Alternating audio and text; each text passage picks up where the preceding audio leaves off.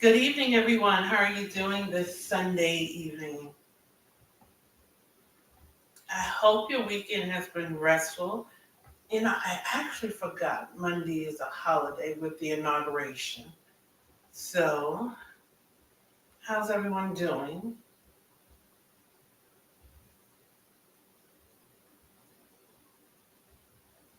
How's everyone doing this evening?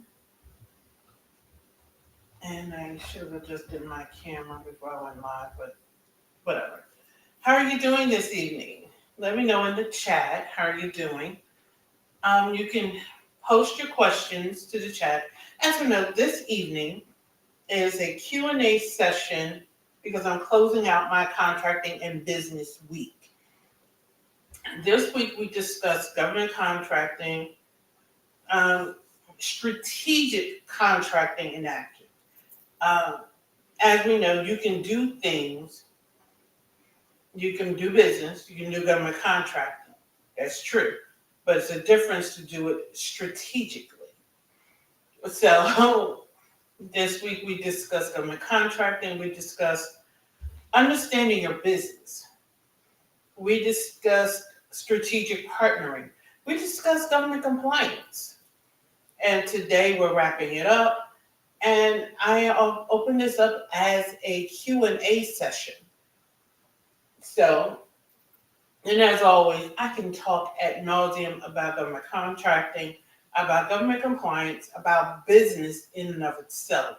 So whether anybody pops questions in or not, I'm not going to make waste of this opportunity to serve my community, to serve you, and just answer some standard questions you may not even know to ask. And some questions I am often asked that most people don't ask, however, they always have it top of mind. So here we go. So let's do a brief introduction of who I am so you know who you're talking to. My name is Luciana Turner. I am the founder of the LT&A Consulting Group, which hosted Contracting and Business Week. We are a boutique government contracting firm who offers training and consulting around business development, strategy, government contracting, and compliance. As we know, when you scale and grow, you hit a knowledge block. And that is where you have done everything you can do, and it's time to implement or bring in someone who is a little further ahead than you, someone who has that industry experience. I have been in government contracting, inclusive of my years in nonprofits, since the year 2000. So there we go. This is the year 2025. So let's get to talking about the subject at hand. Day one of Contracting and Business Week, we talked about understanding your business. What does that mean? It means assessing one, your readiness for government contracting. Are you ready to take on the largest client you will ever have? Whether it's the federal government, your local government, your state government, or your parish, are you ready to make them your client? Have you implemented the systems that you need? If you have systems, have you tested those systems? Those are the questions you need to ask yourself.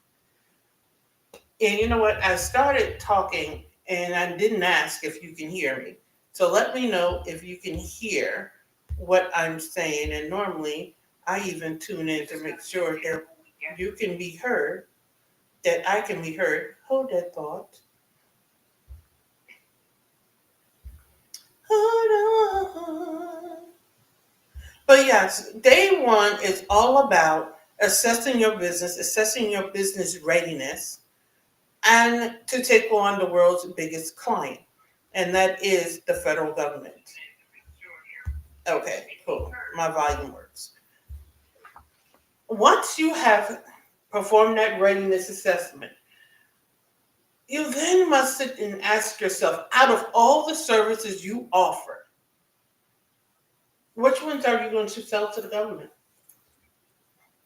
Now, someone is going to say, I'm selling everything to the government because the government buys everything, so I'm going to sell everything. That may not be strategically wise. So you always have to sit with your inside partners, because I talked about strategic partnering, and your strategic partners are those who you work with daily. That may not be wise with your current load, and say to yourself, what services can we realistically sell to the government? Okay, what load can we sell to the government reasonably while maintaining our current client base? Here's what I want to say to you. If you already have a business, meaning you already service clients, you do not have to get rid of those clients to make the government your client. You just have to ensure that you service your current clients and your government client efficiently and effectively, which means you should not, or when at all possible, take this stage very seriously. In my book, Keys to Government Contracting, and I meant to pull out a copy of that book. It's available on Amazon, and I have a copy of it available for sale on my website. You can order it at any time. We go through this, understanding your business, where it's at, and how you can logistically, sort your team so that you can handle the workload. You can take on the government and not stress your team out. You can take on the government and not stress yourself out. For some reason, people believe if I add on the government, I'm adding on tens of thousands of work hours, or I'm going to overcomplicate my system to the point my team is going to be ready to quit. That is not necessarily true. You just have to ensure that you strategically onboard who you need to, or partner with those you need to make this situation or the onboarding of the government seamless. Does that make sense? No matter when you're watching this replay, because this replay will stay up, the other replays are coming down. If it makes sense to you, put in the comments that makes sense. If it doesn't, state your question or why it doesn't, and I will rephrase it. So carry on. So we talked about industry trends and how they can help. I want to say industry trends can help or harm your business. We have to make sure, test these trends in your business. Every trend isn't a trend your business needs to adopt. That is a part of understanding and processing your business. So just because it's a trend and everybody is doing it doesn't mean you need to do it. Keep that in mind. You want to make sure that you are distinguishing yourself in business and in government contracting.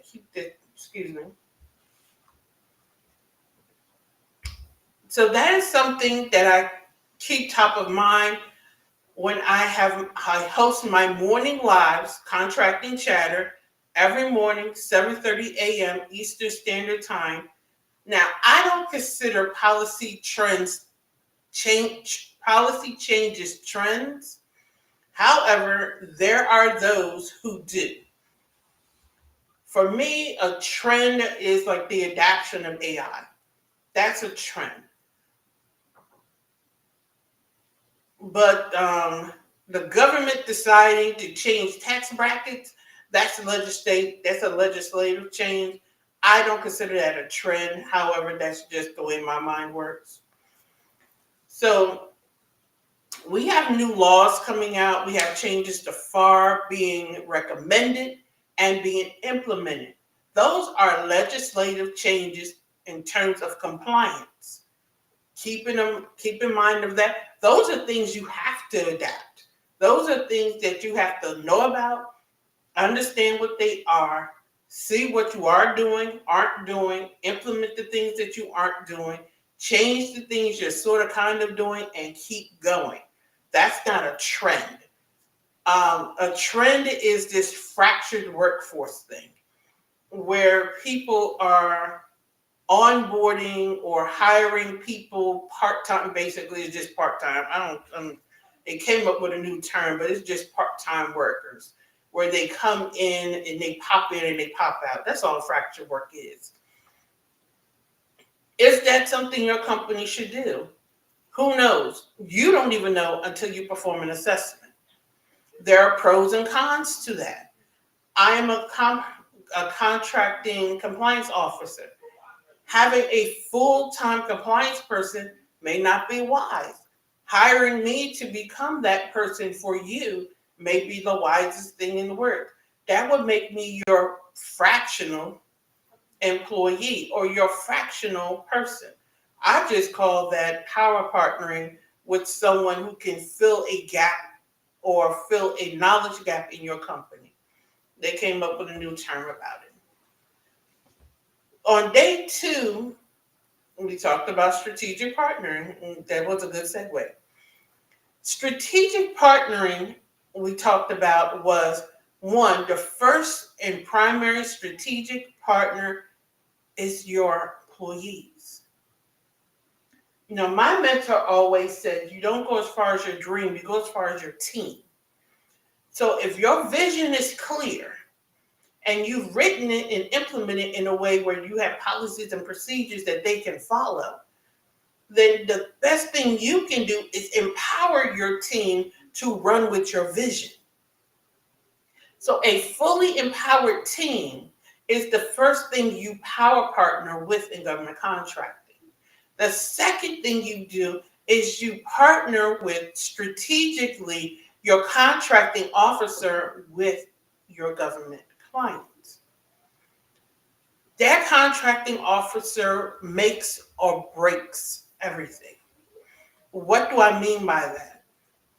If you have a breakdown in communications that makes things rocky, when it comes time for the recompete, when that means the end of the contract and the time to pick up a new contract, guess what, people? That contracting officer, when they're sitting in the room, can say, that prime wasn't good to work with. And guess what? Somebody else is going to get awarded the contract.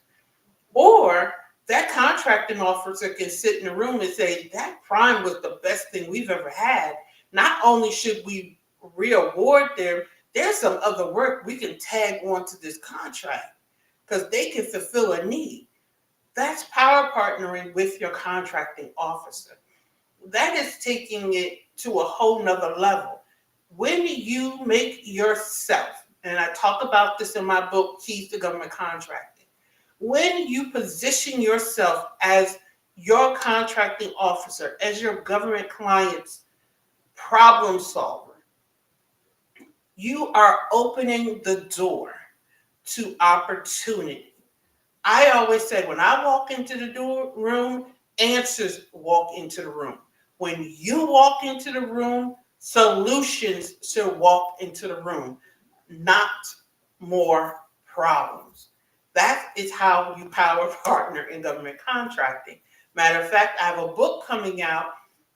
Hopefully it will be out in time for my conference in September here in Charlotte on power partnering in government contracting, what that looks like. It's a series of interviews that I perform with industry experts. And we talk about what it looks like to be in contracting and what we have, because all of us have been in government contracting for 20-some years, and what we have seen and what we have experienced, because all of us have worked as contractors. One of the people I interviewed is a contracting officer. So you will find her interview insightful. And she's also a leadership coach. Hopefully, I can get her to speak at the event. I don't know. Cross your fingers that she'll be a speaker at the event. But that book and that interview series I did was just purely amazing. So hopefully it'll be out in time for the conference, and we'll have like a pre-book signing at the conference. I'm looking forward to that. But another way you're power partnering in government contracting is with your sub. Whether you're the sub or you're the prime, it doesn't matter. You have to form a partnership. You have to talk to one another. You have to synchronize your activities so that one, each other bounce off of each other very well. Two, you have to work in a cohesive fashion. And three, you have to be one another's solution. Because guess what? Another contract is coming up. And why go through the process of vetting someone else if that prime, if that sub is the solution that you need? I use this example all the time. I have a client who was bidding on a contract. Now, initially, she wanted me to come on as the sub. When we sat down and we looked at the RFP, we ended up bidding myself as the prime and her as the sub because I had the strongest skill set when it came to that contract. That was amazing. It was an amazing partnership in terms of being able to come to the table and making the shift. Now, wanted to be triple sure that she was willing to make that shift from prime to sub. However, when we talked about it and we took it from prime to sub back to coach mentor, it made sense in both realms. So that is something you have to be sure of when power partnering. There are times you may walk into the table and say, we're just going to be a prime sub, and you end up flipping roles. You never know. So to catch anybody up who's just joining, I'm doing a recap of Contracting and Business Week as we talked about strategic contracting in action. One of the things I wanted to talk about, one of the things we talked about was understanding your business and its readiness for government contracting. The second thing we talked about, and my lighting is terrible. That's okay. The second thing we talked about was strategic partnering in government contracting. What that looks like, and there's three types of partnering. Partnering with your employees, your staff, partnering with the contracting officer, and partnering with your prime or sub. Now, I do want to throw this tip out there. The government contracting world is small. And I'm not saying that you won't make mistakes as you go along the way. However, there are certain, if you go into contracting and you just want to say, I don't need help from anybody. I never have to hire a consultant. I never have to hire a mentor. I'm just going to figure this out on my own, or I'm going to force the prime to run my business.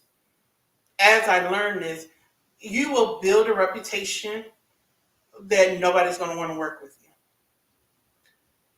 you. I attended a training, and amazingly enough, it was a speaker's training. And one of the points that was brought out by one of the presenters is that I believe it was Business Insider had an article, and I always mean to share that article with you guys. They did an article where a lot of businesses fail because they aren't willing to invest. And they said within the first 5 years of business, you need to invest a minimum of $85,000 to get your business stabilized. At some point, and I'm saying that to say this, at some point in time, you need to hire a coach. I have more than one.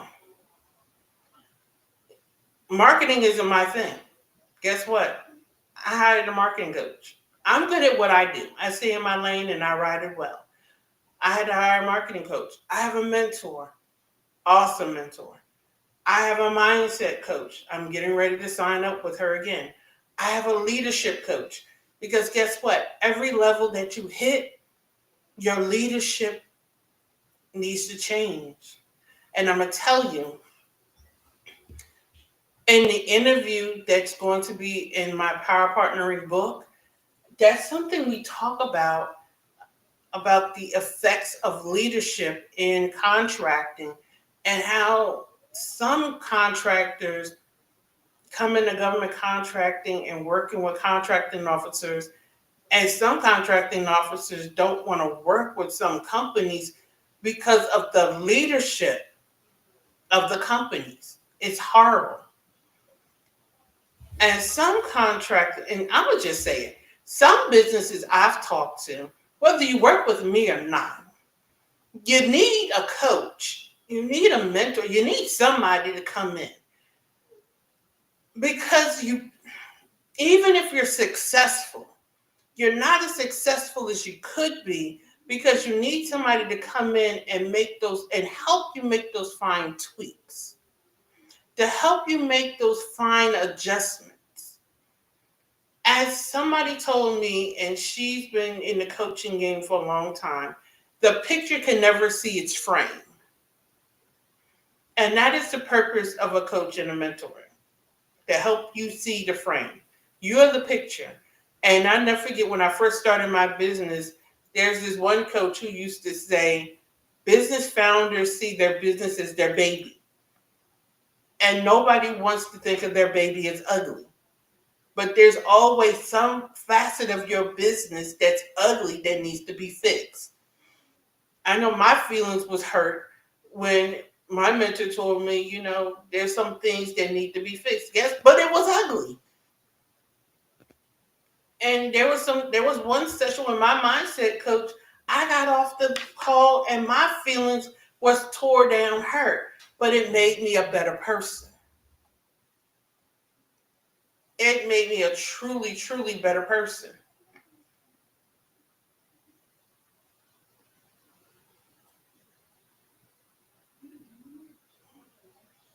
And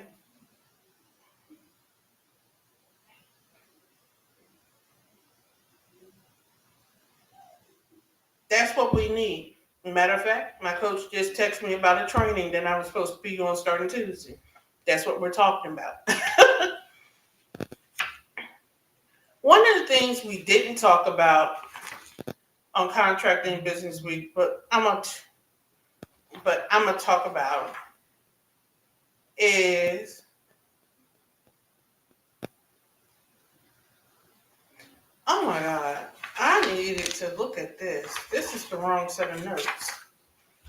Anywho, we talked about compliance, business compliance, government contracting compliance. Compliance plays a big key in your business. Marketing gets you known, sales gets you paid, compliance keeps you in business. It's just that simple.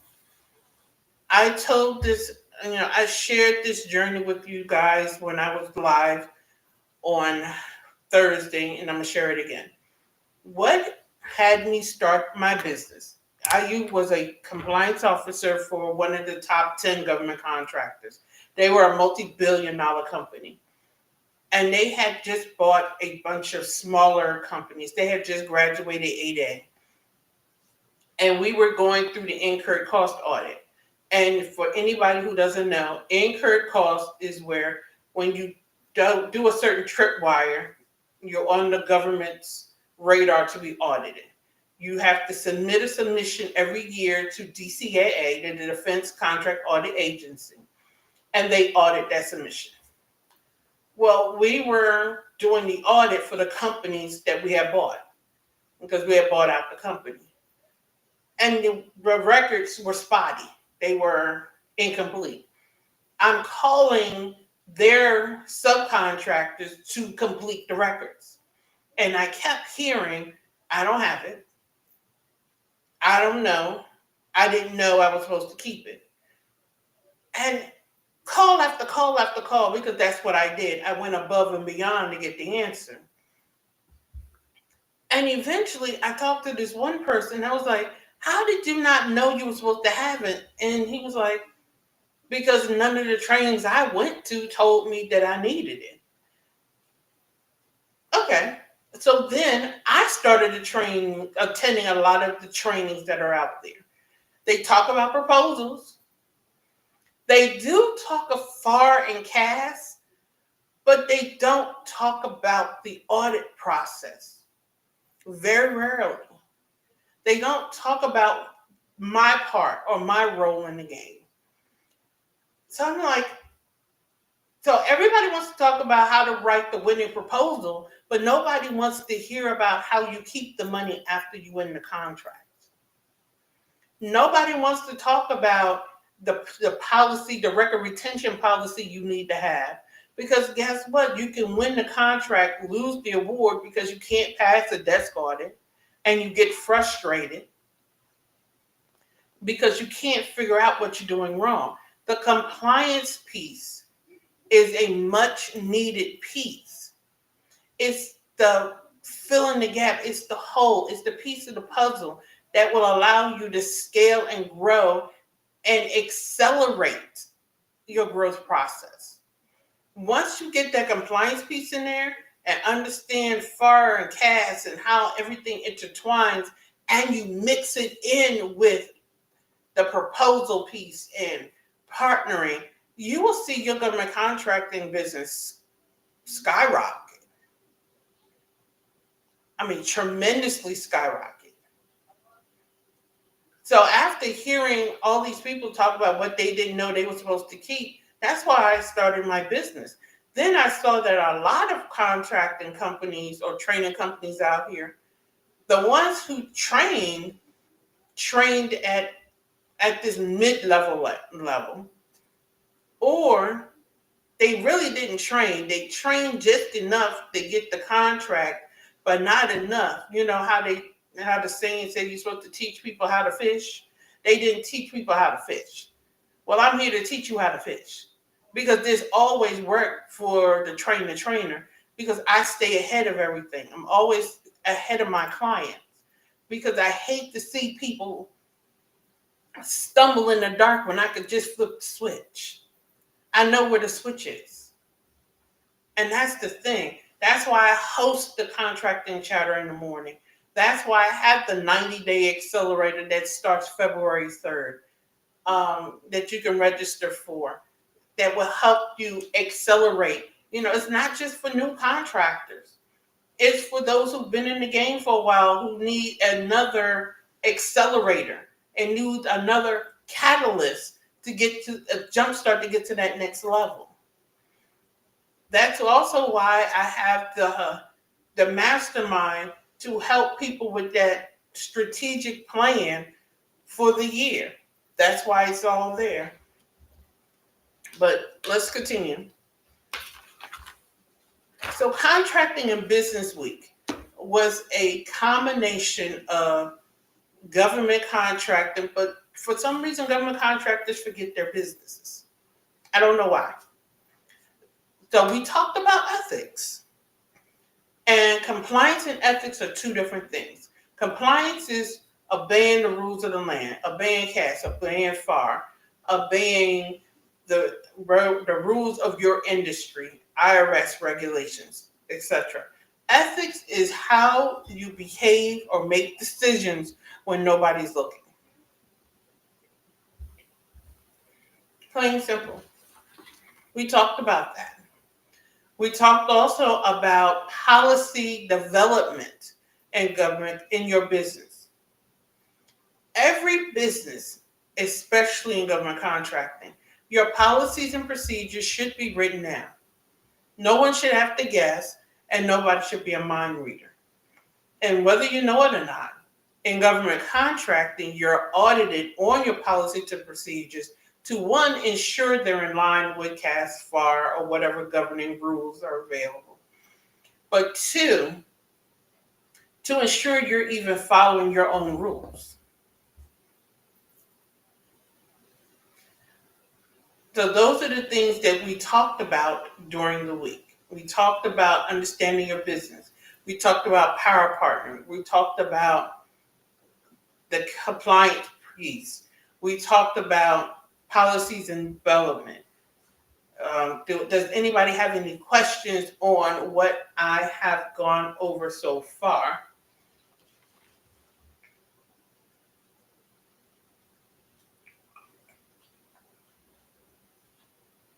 Because I want to talk a little bit about the proposal process. I know. I know what I just said, but I'm going to jump in anyway. When I started in government contracting, when I started my business, I have the consulting side, but I'm also a government contractor. I write to RFPs. But the first contract that I bid on was a Department of Transportation contract to actually teach this content and to work one-on-one with the DBEs, MBEs, the certified companies. One thing every small business in government contracting needs to be aware of is billing processes. You have to stay aware of that. And how you bill for that contract is in the RFP. Now, what does that have to do with the proposal? I'm getting ready to tell you. The RFP, or the request for a proposal, is the first part of your contract, first of all. Now, I'm not an attorney. I don't play one on TV. But the RFP is a part of your contract. And it tells you that, usually on the first or second page, that the RFP is included in your contract by reference. So, one, the RFP, or the request for proposal, is a part of the final contract. Two, the RFP tells you how to bill the government. Your billing instructions are in the RFP. Three, the RFP tells you how the government wants the response written. This is not a creative writing project. This is not the time for you to dig in your hat and show how many ways you can say I'm the best using a thesaurus. If they want to know how many gallons of water it's going to take to water that tree, then just tell them how many gallons of water it's going to take to water the tree. I used that analogy because I turned around and saw a tree. If you don't know, research, but don't blow smoke. Because let me tell you, every question in the RFP, they already know the answer for. I'm going to say it again. They already know the answer for most of this. What they're looking for is somebody who can come in and do the work for them. So just answer the question. A lot of times contractors lose out on the contract for non-compliant proposals. And this is what was told to me by a contracting officer. And a non-compliant proposal is a proposal that didn't even answer the questions. It's like you didn't read it, or you read it and just decided you was going to talk about what you wanted to talk about. Now, there are ways to strengthen your position if you're weak in certain areas without totally ignoring what they're asking for. But most times, the proposal is non-compliant. We're not even going to talk about the pricing. The proposal is non-compliant. You just didn't answer what the government wanted. You always want to, I talk about it in my book and I'll say it again. You want to present yourself as the strongest cure available. I use this analogy a lot. I use two different analogies. I'm going to use this one. If you break your leg, when you go to the hospital, if all they did was give you some Tylenol and a bandage just said, have a nice day, you would be upset. Some of your proposals is a Tylenol and a bandage. And what they needed was some pins and a cast and some crutches. That's what your proposal should have said. You get what I'm saying? So always present yourself as the strongest. Always present your position as the strongest position or the strongest company that can answer to that solution that they're asking for. Some of you are writing hello beautiful proposals, and we all know, we've been on social media, and you get those inbox messages that just make you cringe, the hello beautiful. And that's what your proposals look like. They're non-compliant, full of fluff and smoke. And please, I also know that there's this whole Facebook group where this guy is telling people just upload your RFP in the chat GPT and let it spit out a proposal for you and submit that. So if there's 500 people in that group and 100 people are bidding on the same proposal as you, you've got 100 proposals that look the same. Because ChatGPT or AI isn't writing that different.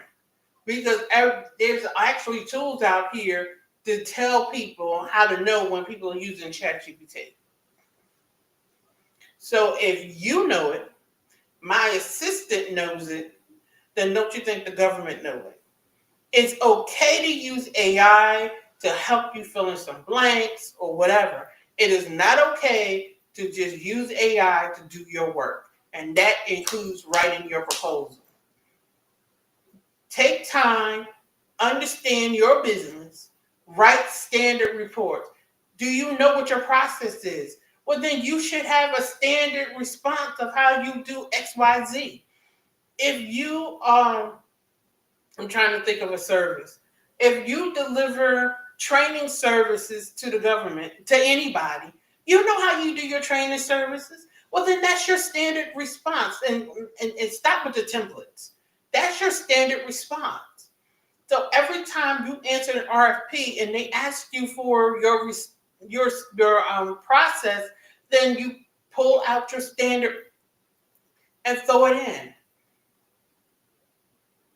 People fail the proposal process because they don't have their process written down.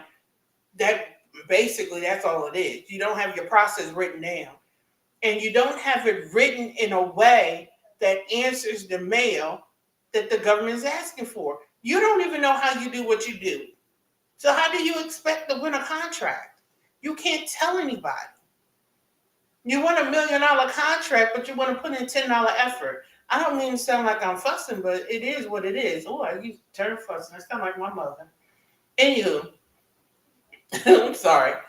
But for anybody who's just joining, if you have questions, throw them in the chat, and I will answer the questions. I'm just doing a review of Contracting and Business Week, and quite frankly, I'm answering or throwing in some answers to questions that I have received outside of this, or that I typically receive, and I know somebody else have the same question, you're just not asking.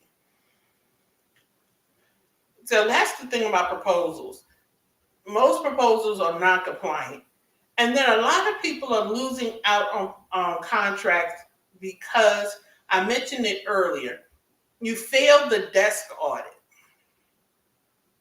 Somebody is saying, good evening, Aaron. Somebody is saying, what is a desk audit? Let me tell you what a desk audit is. When you get the contract award, or you're notified that you've been awarded the contract, they go through what they call a desk audit. It is basically a cursory list of questions that they send you, depending upon the size of the contract, the length of the questions they send you. They want to know if you have accounting policy. They want to know if you have an accounting system. What kind of system is it? Do you actually use it? Do you have accounting policies? They actually want you to send it to them. I've seen desk audit, when I did my desk audit for the contract I had, it was only 20, 30 questions, something like that. I know for that one contract with the Department of Transportation, I had to send over my rates, and they did a pre-audit of my rates. Now, caveat, catch 22, fixed price contracts, they only have one bite at the apple. So they have to audit the rate at the beginning of the contract. At the end of the contract, they only audit the cost to ensure that the costs belong on that contract. But they audit the rate at the beginning. So if they don't catch the error in the beginning, then the government's just tough luck on the government. Which is why having your rates together in the beginning is what you need to do. That's what we do in my mastermind. I help you develop your rates. Because some people have 500 rates. That's too many. You don't need that many. Do you not know some agencies tell you what base that you have to use? Well, that means in order to bid with that agency, you have to use that base. But do you not know that just because you use it with that agency doesn't mean you have to use it with every agency? Just because you have a GSA contract doesn't mean you have to use GSA rate on every contract. That's what I'm there for, because some people are trying to pull that with you. It isn't necessary. Unless it's a GSA contract, you are not bound to the GSA rate. You have to read the RFP. Some contracts aren't even bound by FAR. Every agency isn't bound by FAR. Is your RFP bound by FAR? Is your contract bound by FAR? Did you read the RFP? Is your government agent client even? There's just a lot to it. Do you even want to work with these agencies? It's a lot to it. Thank y'all for joining me this evening. I was doing a summary of Contracting and Business Week 1. 2, it was like an open mic for anybody who had questions. You can drop them in the chat.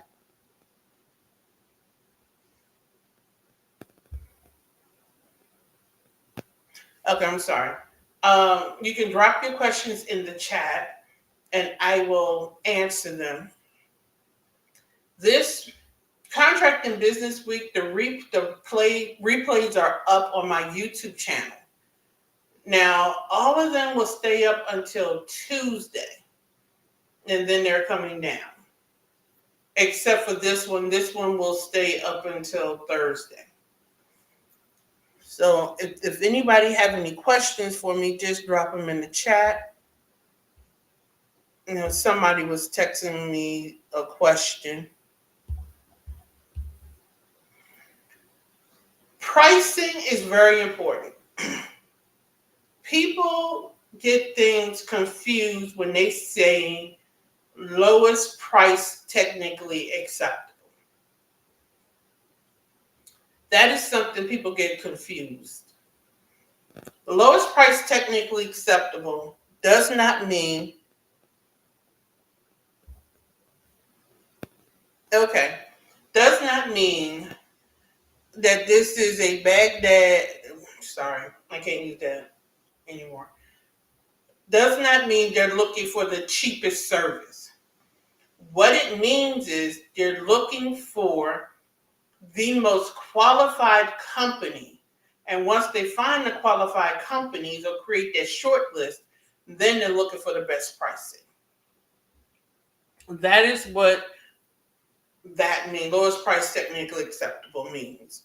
I have somebody texting me questions. So I talked about it earlier, and I'm gonna drop it. I'm gonna drop it in the chat.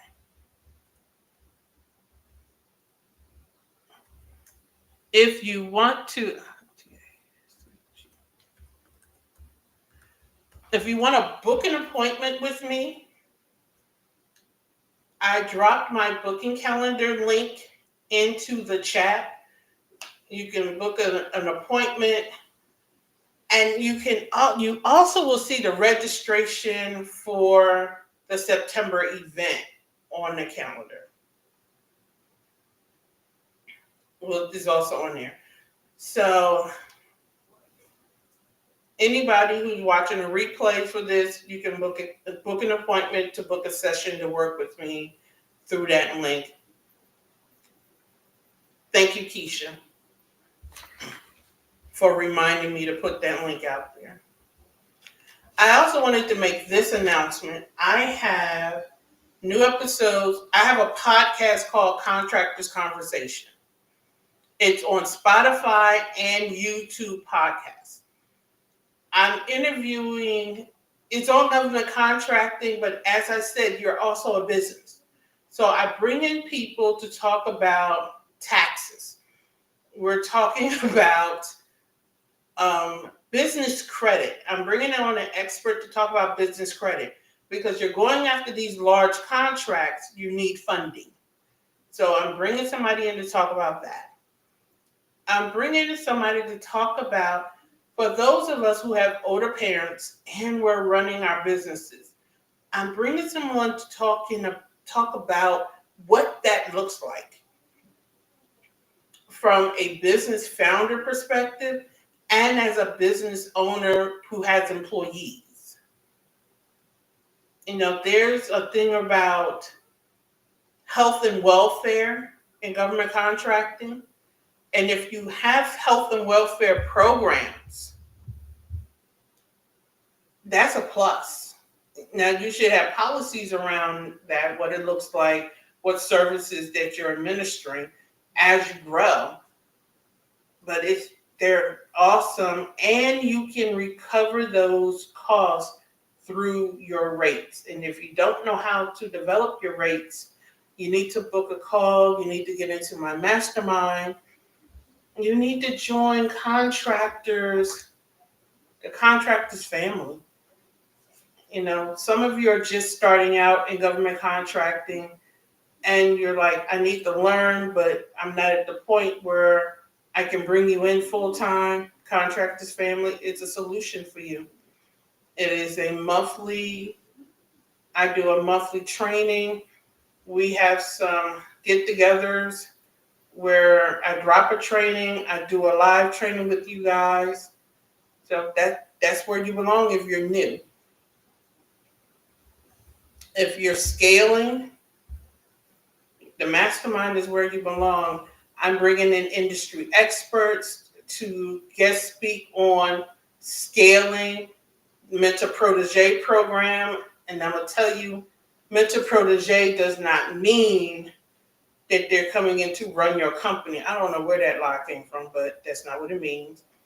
We're talking about the power of certifications and the purpose they serve. I'm hosting a class in March in person where we're talking about revenue sustainability in economic times, how you can stabilize your company to survive any economic downstreams, downturns, whatever. But I'm getting ready to wind up this class unless anybody have any questions they want to drop in the chat. You know, one of my students texted me. But if you don't have any questions, you can, or if you do, just book a session. Just call me, book a session. I go live every morning. I will be live tomorrow. You know, tomorrow's the inauguration. I don't care. Despite how you feel about the administration, for the next 4 years, this is your administration. So the decisions they make influence or affect your business. So I will be live periodically tomorrow. Um, Not as a political pundit, but just to catch wind of some things that's being discussed around the things being discussed. And I want to drop, before I end, I want to just drop this. Be careful of how things are worded. Everybody kept talking about the TikTok ban, TikTok ban, TikTok ban. The legislation was against the parent company, ByteDance. So a lot of people didn't take it seriously because they're like, I don't use TikTok, I'm on multiple platforms, etc., etc. So TikTok went dark. I follow a business owner, he does taxes. He's on his honeymoon and he's getting frantic calls from his staff because they can't access their CRM system. Well, it come to find out their CRM system, that company is owned by ByteDance, which is the company that owns TikTok. I'm telling you all this for this reason. How the news covers things, they use common knowledge or common vernacular. How the legislation is written is often different. So a lot of people are like, see, TikTok is back up, it's not a big deal. It's back up because ByteDance, when they went offline, it took CRM systems offline. It took customer management systems offline. That's the crux. It was beyond TikTok. A lot of people didn't know CapCut was a ByteDance company. So you have small businesses that are using CapCut to edit their videos for promotions to meet client deadlines. They go to log into CapCut and CapCut is gone. Be mindful of legislation that's coming out and how it affects you. A lot of people dismissed it because they kept saying TikTok, but it was bigger than TikTok. It was the company they was going after, not the platform. And that's for everything. A lot of pieces of legislation that have been passed, people were like, I didn't realize it affected me. Well, that's because they used the common vernacular to talk about it.